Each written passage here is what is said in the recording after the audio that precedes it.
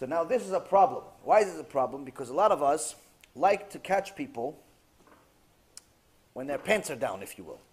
Meaning, we love to catch people when they're lying to us. We love it. Ooh, it's like a pleasure. It's like almost like you have Gan Eden and you have catching people when they're lying to you. People love to catch people when they're lying to you. The problem with that mentality is that even though them lying is a sin against the Torah, you, knowing that they're going to lie to you and allowing them to lie, and in essence encouraging them to lie and enabling him to lie, you're also going to get punished for it. What is this like?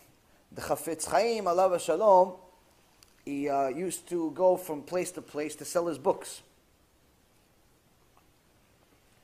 And he would go away for an extended period of time.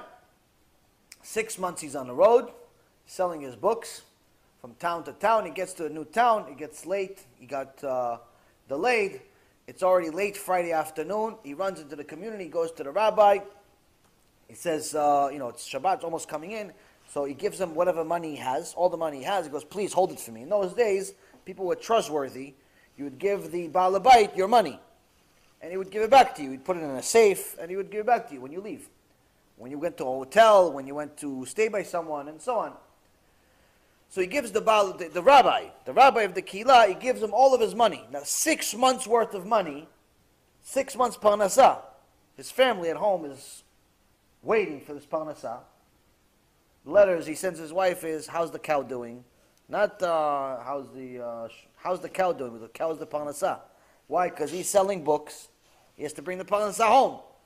So now 6 months worth of money, 6 months of parnasah, he just gave it to this rabbi. But since it's moments before Shabbat, there's no time to make him sign an agreement. So he says Shabbat Shalom, gives him the money, prays, Motzei Shabbat, it's time for him to leave. The Chofetz Chaim packs up and leaves without the money. Without the money. So the rabbi was very excited. Gdol Hador came by. Wow, what a great Shabbat. But he starts thinking, oh, wait a minute. Kvod Harav forgot the money with me. I forgot to give him the money. He starts running in the street, starts running, catches up to the Chofetz Chaim. Kvod Harav, you took your shoes, you took your donkey, you took your books, you took everything. You remember something else? You remember the money? Or you forgot the money? Chofetz Chaim says, well, you think I forgot the money? How can you forget about 6 months worth of salary? I didn't forget about the money. Because once you get the money. Because I didn't have enough time to sign an agreement with you. That you took ownership of the money. You had possession of the money. And technically, I gave you the ability to lie. Because now is your word. Because there's no agreement that testifies that you actually took the money. If I asked you for the money, and you said no, I didn't take the money, technically I can't prove it, but it doesn't really make a difference. You are now able to lie. And that one lie that I enabled you to make, that one lie I enabled you to make by not signing an agreement, could actually create an angel big enough to destroy your entire city. So why should I put you in a position where you have to lie? So that's why I said, you know what? It's better that I lose 6 months worth of salary than put you in a position where you have to fight your Yetzer Hara and lie once. We are excited to find someone lying to us. I knew you were lying. You liar. I caught you. You were there on Tuesday, weren't you? Yeah, you ate. You didn't eat.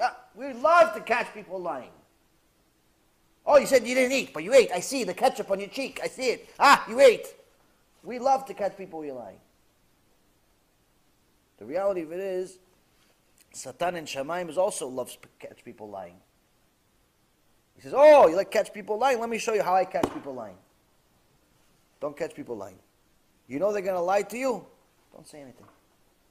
Don't put them in a situation to lie. Why? Because now you've become Machtia Rabim. If you know they're going to lie to you, don't say anything. Don't say anything. Don't become a partner. Don't enable them to lie to you. You know they're going to lie? Don't ask. Don't ask. Don't ask the question. No need. Rav Nisim again says sometimes the wives ask their husbands questions. They know they're going to lie. Sometimes, I don't know, husbands make stupid lies. They make stupid lies. Husbands don't lie about big things. Husbands lie about stupid things. Like, where were you? How come it took you so long to get home? In reality, he was just talking with the guys. He was talking with the guys for an extra hour. What did he say? It was traffic. Now, she knows there wasn't traffic. She saw on the news there's no traffic.